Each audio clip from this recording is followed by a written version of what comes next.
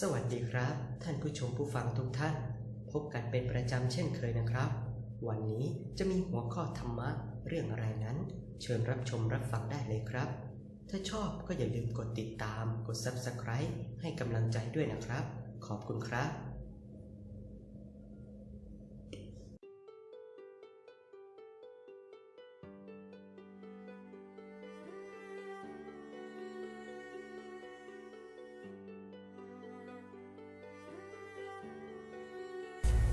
พระโพธิสัตว์ท่องธุดงค์ท่านพระอาจารย์ไพบูลย์ได้อยู่จำพรรษาและบำเพ็ญบารมีเป็นประธานสงฆ์ณวัดรัตนวนารามตลอดมาด้วยความสงบมีศรัทธาญาติโยมจากจังหวัดใกล้เคียงของพะเยาเช่นเชียงใหม่เชียงรายลำปางลำพูนและกรุงเทพมหานครรวมทั้งจังหวัดภาคกลางอื่นๆจังหวัดภาคตะวันออกจังหวัดภาคใต้และจังหวัดภาคตะวันออกเฉียงเหนือต่างพากันหลั่งไหลไปนมัสการมิได้ขาดด้วยความศรัทธาเลื่อมใสในบารมีธรรมของท่านผู้ที่ปรารถนาทานบารมีก็ประจักษ์แจ้งในผลบุญทานการกุศลที่เขาสละทรัพย์เป็นจาคะทานอันบริสุทธิ์ถวายแก่ท่านเพื่อสร้างเสนาสนะหรือพุทธสถานเป็นประโยชน์ฝากไว้ในพระศาสนาผู้ที่พอใจในศีลบารมีก็ปิติในข้อวัดปฏิบัติของตนที่ท่านพาดำเนินให้เขารู้จักการสำรวมกายวาจาและใจจนเป็นปกติเป็นนิสิน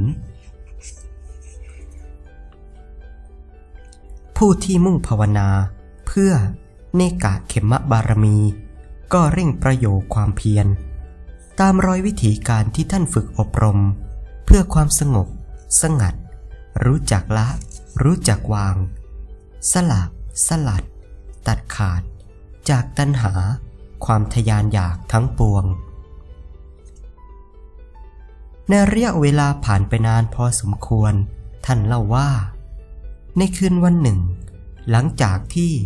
ได้ต้อนรับญาติโยมซึ่งส่วนใหญ่มาแต่แดนไกล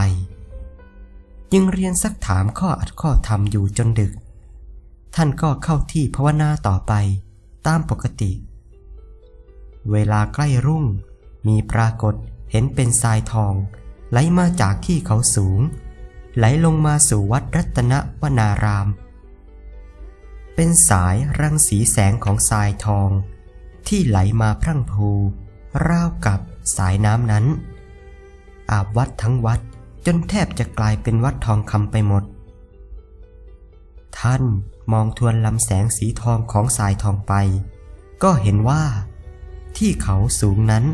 ไม่ใช่ที่ห่างไกลที่ไหนหากเป็นเขาอยู่อีกฟากหนึ่งของพะเยานั่นเองลำแสงทรายทองนั้นลอยข้ามไปไหลลงมาสู่วัดรัตนวนารามจนเป็นทองคำกองมหึมาท่านตกใจตื่นรำลึกถึงสุบินนิมิตนั้นคิดว่าการเห็นทองกองเป็นภูเขาเหล่ากาอาจจะเป็นนิมิตหมายอันเป็นมงคลอย่างหนึ่งหรืออาจจะเป็นนิมิตหมายที่เกิดขึ้นแล้วก็ดับไปตามปกติของนิมิตหรือฝันทั้งหลายก็ได้นักปฏิบัติไม่ควรถือเป็นอารมณ์ทุกอย่างเกิดขึ้นแล้วก็ดับไปท่านคิดว่าเช่นนั้นก็วางเฉยมิได้สนใจอีกหลังจากนั้นมาอีก2 ปีได้มีศรัทธาญาติโยมชาวบ้านสันป่าปงนำโดยพ่อหลวงทวัฒน์ขัดชัยซึ่งเป็นผู้ใหญ่บ้านพากันไปกราบนมัสการท่าน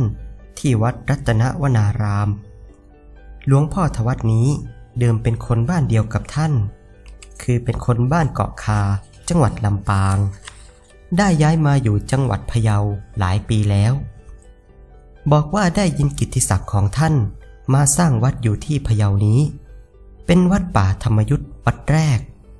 ได้ยินว่าเป็นวัดที่น่าเลื่อมใสศรัทธาอย่างยิ่งได้ยินชื่อท่านพระอาจารย์ไพบูลย์ตลอดเวลาว่าจะหาโอกาสมากราบอยู่หารู้ไม่ว่าที่แท้ก็เป็นคนบ้านเดียวกันพ่อหลวงทวัฒพูดคุยสนทนาธรรมกับท่านอย่างถูกอกถูกใจก็เลยอาราธนานิมนต์อยากให้ท่านอาจารย์ได้มาอยู่ทางฝั่งฟากโดยเรียนให้ท่านฟังถึงสถานที่ภูเขาที่ฟากด้านทิศตะวันตกพ่อหลวงทวัฒและลูกบ้านเชื่อว่าเป็นสถานที่สำคัญที่แปลกประหลาดคือชาวบ้านมักจะเห็นแสงสว่างเป็นดวงกลมล่องลอยไปมาอยู่บนดอยสูงแสงนั้นดูสว่างเรืองรองมองดูแล้วรู้สึกเย็นตาเย็นใจอย่างบอกไม่ถูกบางทีก็สว่างเจิดจ้าเป็นแสงสีเหลืองสดอาบทั้งดอยราวกับเป็นดอยทองคำเหตุการณ์เหล่านี้มักจะปรากฏในวันสำคัญทางพระพุทธศาสนาเช่นวันพระขึ้น15 ค่ำเป็นต้นเพราะเคยเห็นแสงสว่างเป็นดวงกลมส่องสว่างทั้งดอยอยู่บ่อยๆชาวบ้านจึงได้ขนานนามภูเขาลูกนั้นว่าดอยหมอนแก้วเกิดนิมิตเพื่อให้สร้างวัดท่านเล่าว่าคืนหนึ่งที่กลับจากรับนิมนต์ไปฉันที่บ้านพ่อหลวงทวัฒท่านได้นิมิตเห็นเขาสูงลูกหนึ่งอยู่หลังบ้านผู้ใหญ่บ้านหรือที่ทางภาคเหนือเรียกพ่อหลวงทวัฒห่างจากหมู่บ้านสันป่าปงไปประมาณ2 กิโลเมตรเศษลักษณะเป็นป่าเขาซึ่งยังอุดมสมบูรณ์ไปด้วยต้นไม้ยุงยางสูงระหงท่านได้เหาะลอยขึ้นไปสู่เขาลูกนั้นรู้สึกสงบเยือกเย็นอย่างประหลาดเมื่อขึ้นไปถึงยอดดอยก็เห็นพระพุทธรูปองค์หนึ่งเป็นพระปางสายญาติขนาดใหญ่เป็นทองคำเหลืองอร่ามไปทั้งองค์ท่านได้กราบนมัสการพระพุทธรูปนั้นด้วยความเต็มตื้นในศรัทธาท่านถอนจิตออกสมาธิก็พิจารณาถึงนิมิตที่เกิดขึ้นจะเป็นเพราะการไปฉันที่บ้านศรัทธาญาติโยมรบเร้านิมนต์มากจึงทำให้เกิดนิมิตนี้ลวงจิตขึ้นแต่สภาพพระนอนปางสายญาติก็ดูแจ่มชัดเหลือเกินดูเหมือนกับว่าท่านจะได้ไปกราบไหว้มาแล้วด้วยความรู้สึกเคารพรักศรัทธาอย่างสูงสุดมาหลัดนี้เองความรู้สึกเอิบอิ่มใจยังแผ่ซ่านอยู่ในดวงจิตราวกับเป็นสมบัติที่เคารพบูชาของชาวลับแลเขาเปิดให้ได้มีโอกาสสักการะบูชาด้วยฉะนั้นจะเป็นอย่างไรก็ตามท่านอดคิดไม่ได้ว่านิมิตนี้เป็นมหามงคลปรากฏการณ์ที่เห็นพระนอนทองคำคงแสดงว่าสถานที่นี้หรือเขาลูกนี้หรือดอยลูกนี้คงเป็นที่ซึ่งสมควรแก่การประพฤติปฏิบัติธรรมครูบาอาจารย์พระเนนผู้แสวงหาความสงัดวิเวกเพื่อโมกขธรรมคงจะเป็นสุขสงบแน่นอนเพราะเป็นนิมิตที่น่าเลื่อมใสเป็นอย่างยิ่งท่านเพียงแต่ปรารภในใจและยังไม่ได้ปริปากบอกใครตั้งแต่นั้นมาศรัทธาญาติโยมทางฝากฝั่งนี้ของพะเยาก็เดินทางมากราบท่านแทบทุกอาทิตย์และทุกครั้งจะไม่ลืมอาราธนาท่านขอนิมนต์ให้ท่านไปอยู่ให้ความอบอุ่นใจทางฝากด้านนี้บ้างท่านก็บอกพวกเขาเหล่านั้นไปว่าการที่จะไปสร้างวัดสร้างวานั้นอาตมาไม่มีปัญญาหรอกเพราะอุปนิสัยแล้วไม่อยากจะไปสร้างที่ไหนให้เป็นภาระแก่ญาติโยมอยากจะอยู่บำเพ็ญประพฤติปฏิบัติ ตามที่มีอยู่ที่นี่ วัดนี้ก็ได้รับภาระพอแรงอยู่แล้วยังจะให้ไปสร้างใหม่ณสถานที่แห่งใหม่นั่นนะจะเป็นภาระสองฝักสองฝ่ายยิ่งเวลานั้นท่านมีภาระอยู่กับการสร้างวัดรัตนวนารามอย่างมากด้วยยังไม่เสร็จสมบูรณ์ท่านจึงปฏิเสธไปอย่างเด็ดขาดแต่ศรัทธาญาติโยมก็มิได้ละความพยายามยังคงอาราธนานิมนต์อยู่ตลอดเวลาจนกระทั่งเวลาผ่านไป3 ปีท่านก็ได้นึกปรารภในใจว่าญาติโยมเหล่านี้ช่างมีน้ำใจศรัทธาอย่างแน่นแฟ้นจริงๆอาราธนาเราอยู่ตลอดเวลาโดยไม่นึกถึงท้อถอยหรือเสื่อมศรัทธาเลยน่าสรรเสริญน้ำใจอันมั่นคงของเขาคงอยากจะให้เราไปอยู่ณสถานที่แห่งนี้ให้เป็นที่อบอุ่นใจจริงๆท่านก็เลยถามเขาว่าเพราะเหตุไรที่อยากจะให้ครูบาอาจารย์ไปอยู่ณสถานที่บนเขานี้ทำไมจึงว่าจะให้เกิดความอุ่นใจที่เขานั้นเป็นอย่างไรไม่มีความอบอุ่นกันนั้นหรือพวกเขาก็เล่าให้ฟังว่าที่เขาเล่าเรื่องแสงสว่างซึ่งเห็นลอยเป็นดวงกลมสว่างเหลืองอร่ามเป็นทองไปทั้งดอยนั้นเขาเล่าแต่ส่วนที่เป็นมงคลเขายังขยักอีกส่วนไว้ท่านว่าขยักส่วนอะไรไว้เขาก็เลยสารภาพกันว่าความจริงสถานที่แห่งนี้ถ้าพูดตามภาษาชาวบ้านโดยทั่วไปเขาเรียกกันว่าเป็นที่แรงเป็นที่ผีดุผีดุอย่างไรท่านถามผีดุสิครับพวกเขารีบตอบแล้วอธิบายว่าถ้าพวกเราไปทำไร่ทำสวนจนโผล่เพลจะไปงีบหลับหรือไปนั่งหลับณสถานที่แห่งนั้นไม่ได้โดยเด็ดขาดเราจะต้องรีบกลับโดยเร็วทันทีใครอวดดีไม่เชื่อจะต้องมีปรากฏการณ์ให้ได้เห็นอยู่ตำตาบางทีถ้าเผลอหลับไปจะมีคนร่างดำใหญ่สูงมากระตุกขาหรือมาทำกระจักกระจี้ให้เกิดสะดุ้งตื่นเกิดความตกใจหรือเกิดความกลัวบางคนก็ขวัญหนีดีฝ่อไม่มีสติยับยั้งใจไม่อยู่ก็เกิดอาการถึงกับล้มหมอนนอนเสื่อหรือเจ็บไข้ได้ป่วยมีอันตรายเกิดขึ้นต่างๆถูกหลอกหลอนเกิดความสะดุ้งตกใจหวาดหวั่นจนบางรายถึงกับเสียชีวิตไปก็มีด้วยเหตุดังนี้แหละพวกผมถึงได้พยายามมานิมนต์ท่านเพื่อว่าถ้าท่านไปถึงสถานที่นั้นแผ่เมตตาบารมีไปพวกเราจะได้สามารถไปทำมาหากินกันได้บ้างเขาเสริมท่านเล่าว่าพอได้ยินความที่พวกเขาเล่าให้ฟังอย่างนี้แล้วก็เกิดความเมตตาสงสารเพราะชีวิตชาวชนบทนั้นลำบากยากไร้อยู่แล้วหากินแทบไม่พอปากพอท้องจะขยายที่ไปทำกินให้กว้างขวางไปจะหาหน่อไม้หายอดอ่อนของผักหญ้ามาเป็นอาหารเลี้ยงปากเลี้ยงท้องก็ซ้ำมีความคล่องความขัดชีวิตของเขาถ้าขาดที่พึ่งหรือไม่มีความอบอุ่นทางใจความเป็นอยู่ของพวกเขาก็จะลำบากยิ่งและว้าเหวมากยิ่งขึ้นท่านอดนึกสงสารและเมตตาไม่ได้แต่ก็เพียงบอกแบ่งรับแบ่งสู้สั้นๆว่าถ้ามีโอกาสแล้วคงจะได้ไปอยู่ร่วมด้วยแต่ในใจท่านนึกเมตตาอยู่เสมอว่าเขามาอาราธนานิมนต์เราติดต่อกันถึง3 ปีแสดงว่าเขาต้องมีน้ำใจมีความตั้งใจมุ่งมั่นมีศรัทธามีความปรารถนาดีในทางพระพุทธศาสนาอย่างแน่นอนเขาอยากจะให้ครูบาอาจารย์ไปอยู่เพื่อนำเขาไปในทางอันเป็นการบุญการกุศลบำเพ็ญภาวนา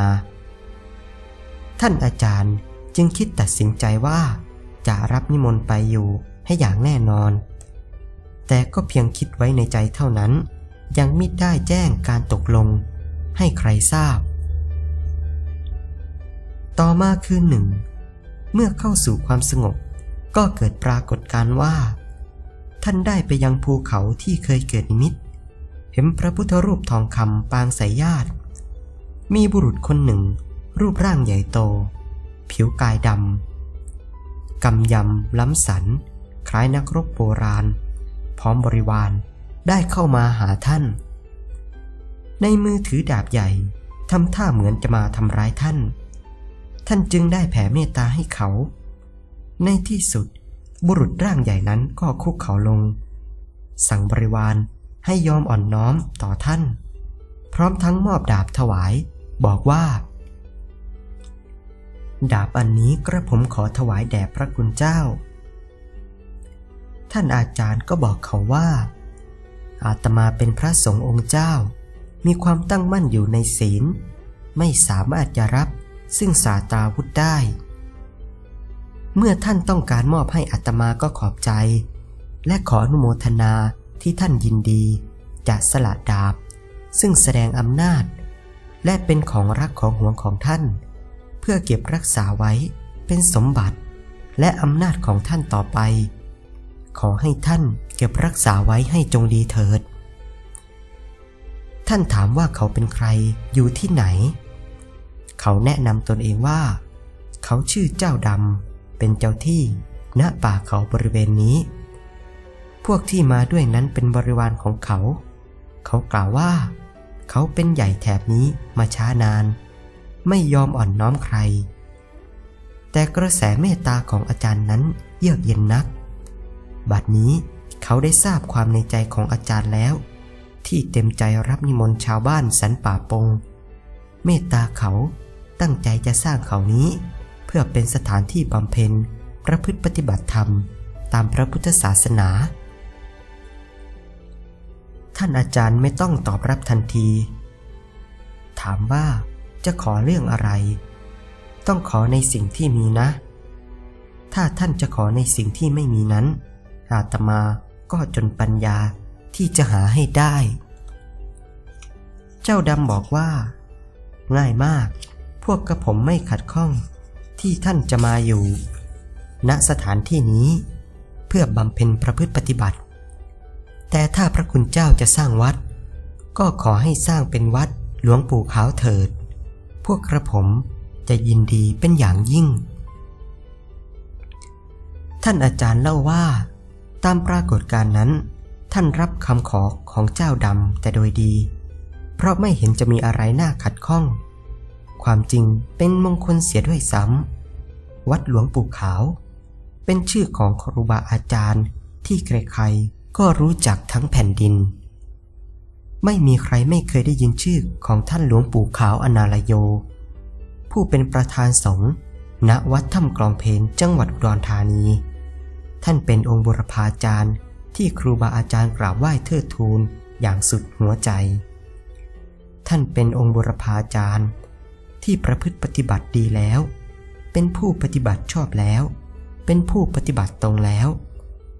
เป็นนาบุญอันประเสริฐเลิศยากจะหานาบุญใดมาเทียมได้ท่านมีเมตตาธรรมอันสูงส่งมีคุณธรรมอันล้ำเลิศมีบารมีธรรมอันเหลือล้นคนหูหนวกก็เคยเห็นท่านกราบท่านคนตาบอดคงเคยได้ยินชื่อเสียงท่านก็จะมีแต่ทั้งคนหูหนวกตาบอดเท่านั้นที่ไม่เคยได้ยินชื่อเสียงท่านไม่เคยเห็นท่านไม่เคยกราบไหว้ท่านหลวงปู่ขาวอนาลโยดังนั้นต่อมา